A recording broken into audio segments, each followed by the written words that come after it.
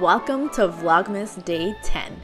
I woke up with an upset stomach this day and that was the end of me. I got a food poisoning, so it called for a chicken noodle soup.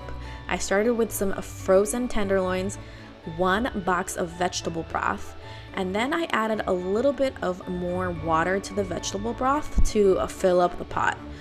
I don't like using dishes, so I go ahead and add the water to the actual box and fill it up to where I need it. I chopped up half an onion and added to the broth, and then I used 3 celery sticks. I like to slice the celery sticks and then cut the slices in half to get the celery as small as possible. Obviously they could be teeny tiny, but I just like them a little bit small, kind of like a square.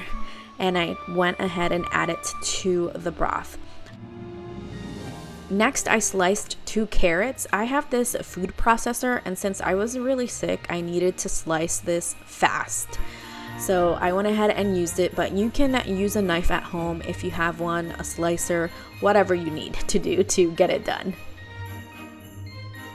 Once they're sliced, you go ahead and add it to the rest of the soup. I used Himalayan salt as well as pepper. Now, my secret to this chicken noodle soup is to add a little bit of oregano. The oregano gives it this amazing flavor. It doesn't feel Italian, but it just takes it to another level. So you can stop there if you don't like oregano, but honestly, the oregano is bomb.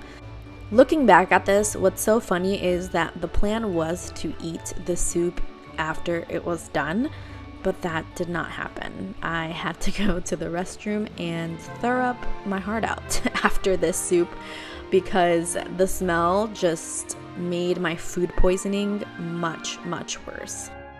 The pasta that I like to use in this soup is the elbow pasta. It's small, my kids love it, my husband likes it, and it's done pretty quickly. And I add the pasta once I know that everything else is finished cooking. So the carrots are tender, the celery, the chicken is good to go.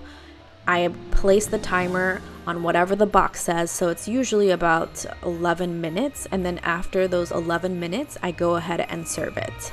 This is what it looks like. I ended up eating it almost at midnight. My husband, for dinner, ended up cooking some grilled cheese sandwiches. You can't go wrong with that. This is my Vlogmas Day 10. Not very exciting. Got food poisoning. I hope you enjoyed that recipe. Like always, remember to dream big, be brave, and explore life. Until next time. Mwah.